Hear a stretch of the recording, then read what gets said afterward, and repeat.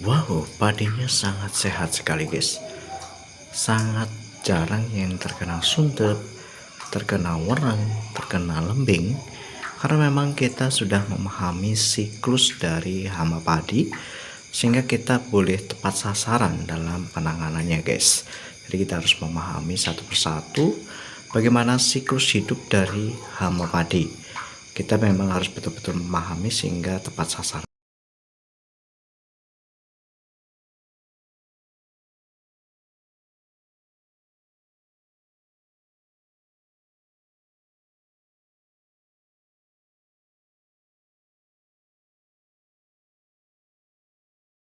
Hello guys, welcome back again to my channel Tony Host 100. Bagaimana kabarnya? Semoga teman-teman sehat semua ya guys. Saat ini kita membahas tentang 4 siklus hama padi yang wajib dipahami petani. Namun sebelum itu silahkan klik like, subscribe-nya dan share agar tidak ketinggalan video-video saya selanjutnya. Baik, saat ini kita membahas tentang 4 siklus hama padi yang wajib dipahami petani agar dalam penanganan hama padi itu bisa tepat sasaran ya. Ketika kita betul-betul paham bagaimana siklus hidup dari semua hama tanaman padi kita, maka biasanya penyempraian itu bisa mencapai target dengan baik ya, sehingga hama bisa langsung mati, sehingga telur juga bisa beku sebelum menetas, sehingga ulat bisa mati sebelum menggorok batang tanaman padi kita atau menggulung tanaman padi kita, sehingga larva tidak menjadi kaper seperti itu, dan kaper juga tidak bertelur. Biasanya memang kalau kita pahami berapa usia dari masing-masing bagian tadi, biasanya kan ada yang usianya itu 6 sampai 10 hari seperti itu ya. Oke, sekarang kita akan membahas satu persatu di sini. Di sini ada 1 2 3 4 ya. Ada 4 siklus. Yang pertama itu kaper. Masa hidup kaper itu 5 hingga 10 hari. Jadi 5 hingga 10 hari itu kaper akan bertelur. Ketika tidak dibasmi dengan baik, maka biasanya kaper ini akan bertelur dan telur itu akan menjadi ulat. Jadi ketika ada kaper ini, teman-teman harus antisipasi ya dengan menggunakan insektisida sistemik seperti abamectin atau dimehipo atau chlorantraniliprol atau flubendiamida seperti itu. Jadi itu harap di rolling dan menggunakan kalender Jawa penghitungannya. Tanggal 1 Jawa, 10 Jawa, tanggal 20 Jawa. Oke, yang kedua itu masa menetas telur hama 6 sampai 7 hari itu biasanya menetas ya.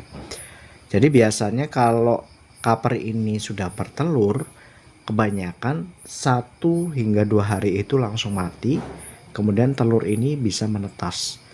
Jadi 6 sampai 7 hari. Jadi usia 6 sampai 7 hari ini kita harus bakukan dengan menggunakan insektisida pembeku telur yang baik seperti Kurakron misalnya, yang memiliki bahan aktif profenoposnya 500 gram per liter.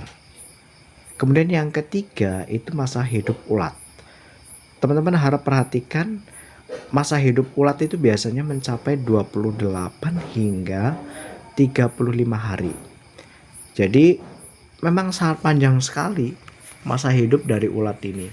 Dan untuk menggorok batang tanaman padi kita itu juga berkesempatan lebih banyak waktunya ya.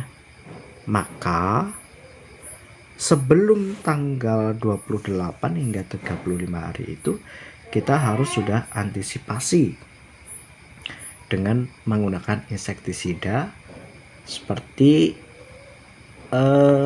dimehipo spontan itu atau chlorantraniliprol yang terdapat pada Prevaton Pro atau Vertaku, atau abamectin yang terdapat pada Sentamec 36 gram per liter atau Estramec 37 gram per liter. Kemudian yang keempat itu adalah masa hidup larva ya, 6 sampai 23 hari. Jadi sebelum larva ini menjadi kaper, kita juga harus antisipasi dengan menggunakan insektisida langsung pembasmi hama ya. Bukan hanya membeku telur, tapi masanya ini sudah lewat. Jadi usahakan tanggal 1 Jawa, 10 Jawa, 20 Jawa itu lakukan penyapraian. Ya, sehingga pada saat terang bulan itu biasanya telur ini banyak yang sudah tidak menetas sehingga tidak bisa menjadi ulat seperti itu. Dan ini jauh lebih efektif dan jauh lebih ekonomis.